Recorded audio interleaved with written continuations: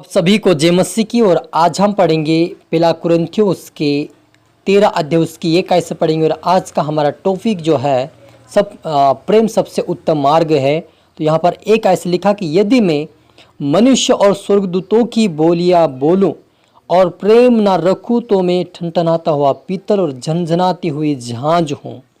और यदि मैं भविष्यवाणी कर सकूं और सब भेदों और सब प्रकार के ज्ञान को समझूं और मुझे यहाँ तक पूरा विश्वास हो कि मैं पहाड़ों को हटा दूं परंतु प्रेम न रखूं तो मैं कुछ भी नहीं।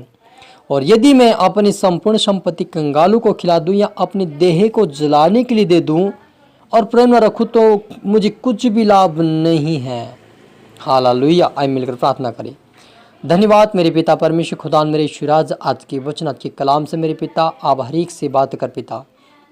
आज का वचन सुने प्रभु, जो भी उनका प्रेम बढ़ने पाए, प्रेम में प्रार्थना में वचनों में बड़े प्रभु जी एक दूसरे से प्रेम करने पाए, आगे बढ़ने पाए, आपके नाम को उठाने पाए पिता। हर एक के लिए मददगार बने, हर एक के लिए आशीष कारण बने, तेरे नाम को ऊंचा उठाए, तेरी महिमा करे और प्रेम एक दूसरे से करते रहे। ऐसे तेरी आशीष के जो उंडल दे मेरे पिता। आज के वचन के कलाम से मेरे पिता आप हर एक से बातें करें और आप सबसे पिता परमेश्वर प्रेम करे और सबको उठाए मेरे पिता। ये प्रार्थना दुआ यीशु के नाम से मांगते हैं, आमेन।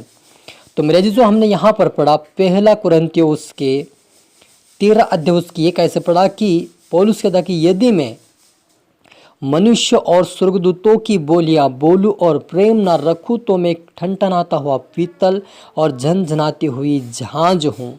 और यदि मैं भविष्यवाणी कर सकूं और सब भेदों और सब प्रकार के ज्ञान को समझूं और मुझे यहाँ तक पूरा विश्वास हो कि मैं पहाड़ों को हटा दूं परंतु प्रेम ना रखूं तो मैं कुछ भी नहीं। और यदि मैं अपनी संपूर्ण संपत्ति कंगालों को खिला दूं या अपने देह को जलाने के लिए दे दूं और प्रेम न रखूं तो मुझे कुछ भी लाभ नहीं है।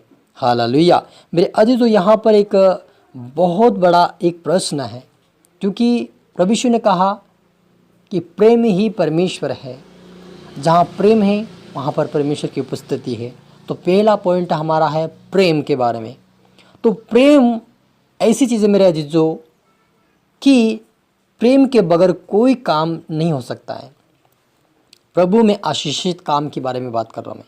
प्रभु की यदि आशीष पाना है, प्रभु का अनुग्रह पाना है, प्रभु की सामर्थ्य पाना, प्रभु का अभिषेक पाना है, प्रभु के अद्भुत काम करना है, तो प्रेम के बगैर ये काम नहीं कर सकते। और अगर वो करे भीगा तो उसको कोई भी प्रतिफल, कोई भी उसको फल नहीं मिल सकता प्रभु की ओर से, और उसका अंत जीवन भी नहीं मिल सकता। क्योंकि यहाँ पर पौलुस साहब कहता है यदि मैं मनुष्य और स्वर्गदूतों की बोलियां बोलूं, प्रेम न रखो तो मैं ठनठनाता पीतल झनझनाते हुए झांझ हूँ।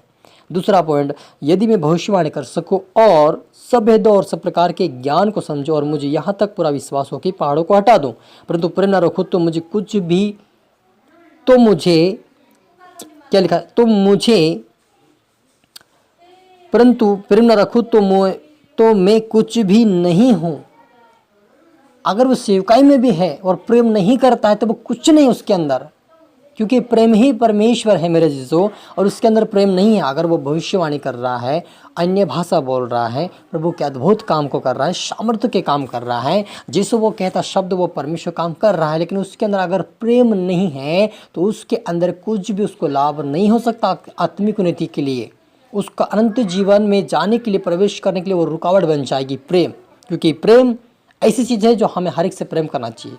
क्योंकि यीशु मसीह ने दुश्मनों से प्रेम किया, यीशु मसीह ने पापियों से प्रेम किया, यीशु मसीह ने डाकू से प्रेम किया, यीशु मसीह ने हर एक चोरी करने वाले से प्रेम किया, है ना।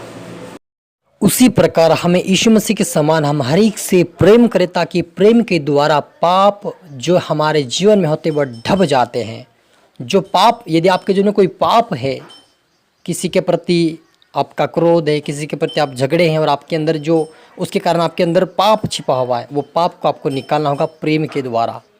क्योंकि हम देखते हैं कि केन और हाबिल दो भाइयों ने परमेश्वर के लिए भेंट लाए, लेकिन हाबिल को जो भेंट थी परमेश्वर ने पहले ग्रहण कर लिया, और जो इसहाक था, केन था, केन की उन्होंने भेंट ग्रहण नहीं किया। तब वे क्रोध किया। तब परमेश्वर ने कहा कि हे केन, तू क्यों क्रोध करता है? यदि तू अगर तू क्रोध करेगा तो द्वार पे पाप छिपा रहता है और तेरी ओर वो प्रभुता करेगा, और तू उसकी ओर अपने मन को लगाएगा, तब क्या करे वो प्रभुता करेगा और तुझे नष्ट कर सकता है। तो ये पाप क्या है? क्रोध से पाप आता है। यदि हमारे अंदर प्रेम है तो हम लोगों को क्षमा करेंगे, क्रोध नहीं रहेगा तो पाप भी नहीं रहेगा।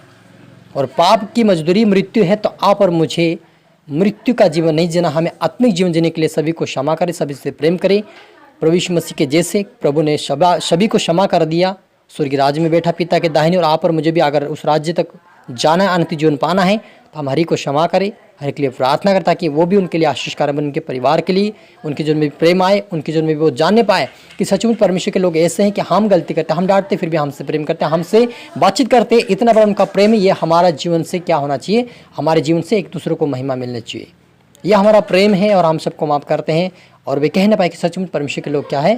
धर्मी लोग हैं, माफ़ करते हैं। तब हमें परमेश्वर माफ़ करेगा हमारे अपराधों को, क्योंकि यीशु ने कहा यदि तुम दूसरों के अपराधों को क्षमा करो तभी मैं तुम्हारे अपराधों को क्षमा करूंगा। हालेलुया। आइए मिलकर प्रार्थना करें।